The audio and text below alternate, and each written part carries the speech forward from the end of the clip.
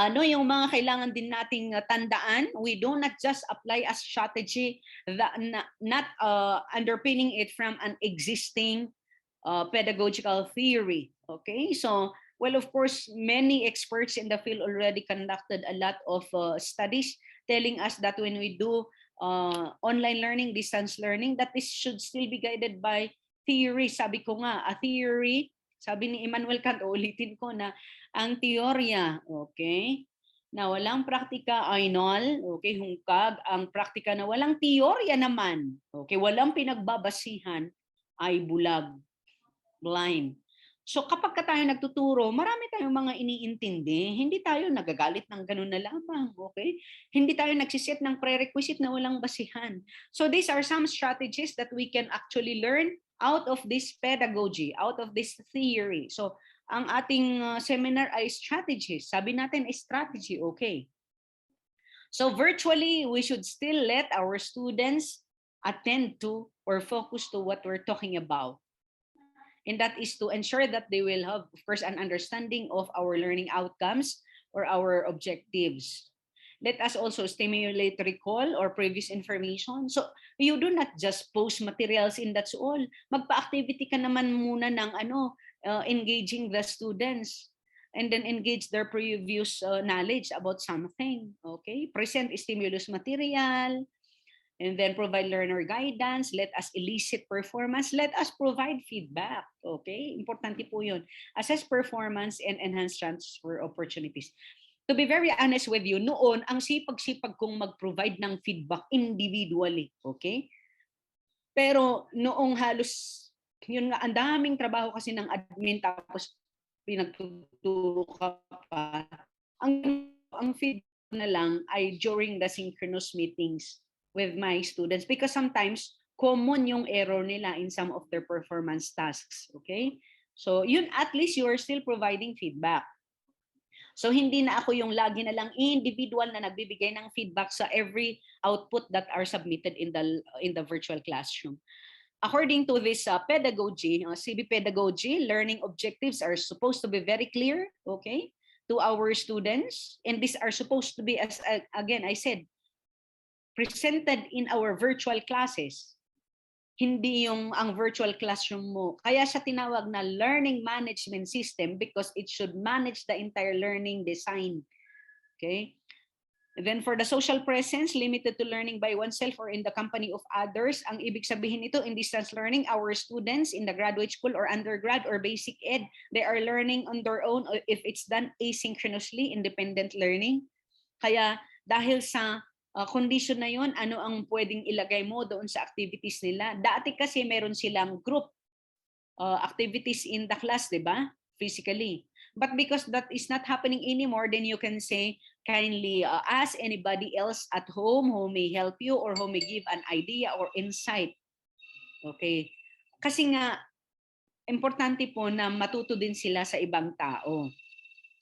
Our teaching presence virtually with our students will happen also if we're going to have one-to-one written correspondence, okay, sa GC natin. Hindi lahat ay kailangang i-broadcast doon. Kailangan ding i-PM mo individually ang mga estudyante for some concerns. Let's be very sensitive also sa mga needs ng ating mga estudyante for privacy, telephone conversation or SMS, kasi kung minsan walang internet connection ang mga bata, or if not, kung pwede ang limited face-to-face, why not? Okay? Or occasional screen-to-screen interaction with the teacher, ganun na lang. And I've been doing that with some of my students na nalileft behind, kahit grad school. Okay. Let's proceed to the social constructivist pedagogy. According to this pedagogy, some strategies that we can do is to make sure that we're going to build new knowledge upon what they know already. Okay? So, ano yung nalalaman nyo? Ano ang experiences ninyo? Sa ating mga guro, hindi tayo lahat na-experience ang experiences ng ating mga estudyante. So, we need to capitalize from their own experiences also. Let's contextualize also what we do with our students according to their condition, and it should be active, not passive. Let us use language and social tools in constructing knowledge. Let us continue doing all of this. So these are still very important po, even in virtual. classes. Okay, so for the cognitive presence, let us emphasize on the importance of knowledge having an individual meaning. And when we do meet them, okay, virtually, ito, importante, I'd like to emphasize this. How come there are a lot of netiquettes that are being shared to everybody? Because of this, when we are to face our students screen to screen, or by the use of any platform, let us see to it that we're going to use proper gestures. That's according to social constructivist pedagogy. Even if, for example, nasa bahay tayo, kailangan pa rin maayos, okay? Yung costumes natin. Yun yung na-appreciate ko kila Ma'am Thelma, kila Ma'am Celia. Every time I have a meeting with them, kahit gabi na, maayos pa rin, naka-makeup pa rin ang ating mga kasamahan sa PAFTE, okay? Mga pillars of education. Even our voice intonation. So let us practice because we are already facing them virtually, right? So, and the body language. Okay? So, importante din po yun. Meron nga akong in one defense, merong isang nag-share na graduate program coordinator, sabi niya, bakit kaya nung sinabi ito ng isang panel, biglang na-capture talaga na tumaas yung kilay ng isang panel. Alam niyo yung mga ganon? Let's be very careful also with the actions because lalong-lalo na kung biglang nag-screenshot, yun yung nakita, yun yung lumabas. And then, ang tendency pa natin, madali tayong mag-share. So, according to social constructivist pedagogy, in our distance learning activities, let us see to it that we will still maintain all the decorums that we should follow in sa pananamit, sa boses, the gestures, and all. Noong unang migration natin, immediate migration sa Zoom, ang dami mo talagang may experience na hindi maganda. Yun nga yung parang hilong-hilo kung ano ang gagawin sa kanyang presentation. But now, nag-i-improve na. So alam na natin kung paano tayo mag-participate. Okay? The teaching presence. Sabi dito, still, we should provide guidance to our students. Okay? And when we say teaching presence, this will only happen if, okay? If we're going to conduct at least synchronous meetings with them, and then hindi lang tayo nagsisin sa message sa GC. Let us educate our students to use thumbs up, okay? Just in case. And then, let us also tell our students that in the GC, because I'm referring to the group chat, because we are using social networking sites to be able to provide access to our students, immediate access, kailangan pa rin merong etiquette na masusundan na hindi lahat ng naiisip nila na i-share nila doon na walang kinalaman sa klase ay i-share. Kasi kung minsan, kailangan pang mag-backread, okay? Ang mga estudyante sa dami ng mga sinishare. And then, instead of responding individually at humahaba yung thread, kailangan mag-thumbs up na lang. Ako ay member ng GC ng anak ko sa elementary grade 6 yung anak ko. Yun yung unang guideline na ibinigay ng kanyang class advisor.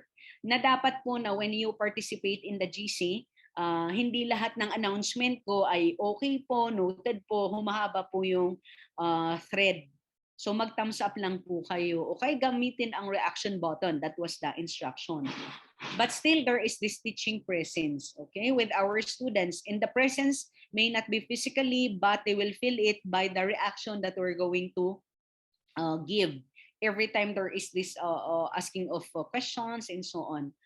So, ang pangatlo ay ang tinatawag nating connectivist pedagogy. Ito yung we need to maximize other resources, and we're referring to material resources and human resources when we do facilitate our virtual classes. So in this pedagogy, it's also good to have very good interactions with our colleague. Let's invite them to join us.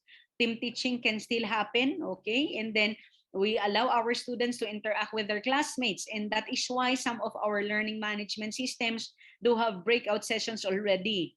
Noon, ang Zoom lang ang may breakout session, pero ngayon meron ng Google Meet.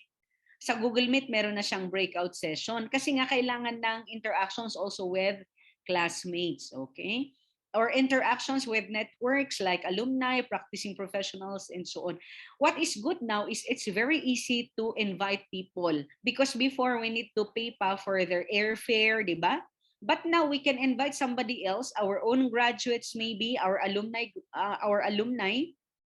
na nasa ibang bansa na to share in the classrooms. Okay? Sabihin na lang natin na contribution nila hindi kailangan bayaran sa kanilang dahil alumni nga natin sila, tulong na lang nila to share their experiences with our current students, okay?